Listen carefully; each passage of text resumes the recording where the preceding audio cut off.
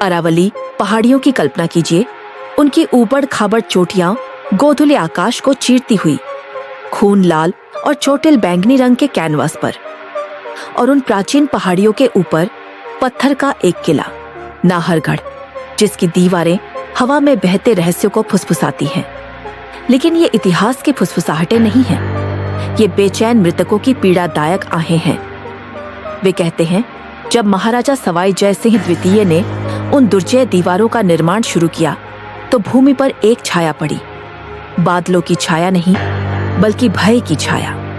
नाहर सिंह भूमिया स्वयं पृथ्वी के राजकुमार, जिनकी आत्मा इन पहाड़ियों से बंधी थी, क्रोध में उठे। उनकी उपस्थिति एक अनदेखी शक्ति महाराजा के भव्य डिजाइन को खोलने लगी। हर रात जब चांद निर्माण स्थल पर लंबी कंकाल जैसी छायाएं डालता था, दीवारें ढह जाती थीं, पत्थर खिसक जाते थे और उपकरण पतली हवा में गायब हो जाते थे। कामगार, जिनके चेहरे आतंक से उकेरे गए थे, अनदेखे हाथों की ठंडी फुसफुसाहटों की बात करते थे जो अंधेरे में रेंगती थी। एक उपस्थिति की जो देखती थी, हमेशा देखती थी। महाराजा तर्क और शक्ति के व्यक्ति ने खुद को एक ऐसी शक्ति का सामना करते हुए पाया जिसे वह समझ नहीं सके। उनके इंजीनियर चकित थे, उनके सैनिक शक्तिहीन थे। किले के पत्थर भी उनकी इच्छा का विरोध करते प्रतीत हुए, जैसे कि एक दुर्भावनापूर्ण आत्मा द्वारा कब्जा कर लिया गया हो। निराश होकर उन्होंने भूमि के सबसे पुराने, सबसे बुद्धिमान शमनों की सलाह मांगी। उन्होंने नाहर सिंह भूमिया की बात की, एक राजकुमार जिसकी आत्मा पहाड़ियों के सार के साथ जुड़ी हुई थी, एक संरक्षक जो मनुष्य के हस्तक्षेप को बर्दाश्त नहीं करेगा।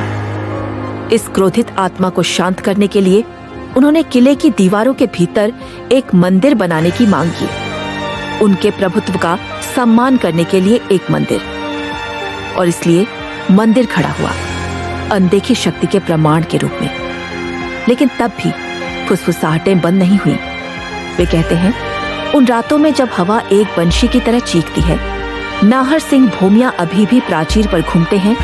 उनका प्रेत रूप छायाओं के बीच एक छाया है, लेकिन वह एकमात्र आत्मा नहीं है जो उन प्राचीन दीवारों के भीतर रहती है।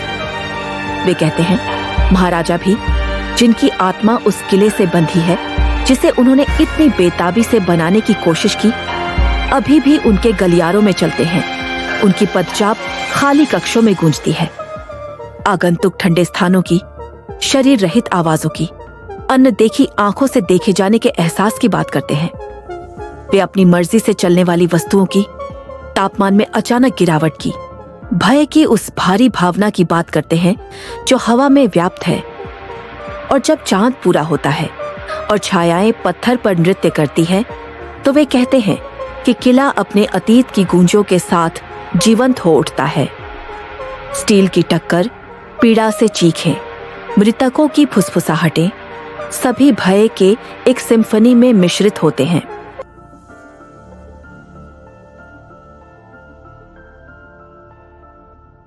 क्या आप नाहरगढ़ के हृदय में प्रवेश करने के लिए पर्याप्त बहादुर हैं? प्रेत बाधित प्राचीर पर चलने और मृतकों की फुसफुसाहटों को सुनने के लिए, उन लोगों की ठंडी उपस्थिति को महसूस करने के लिए जो छोड़ने से इनकार करते हैं?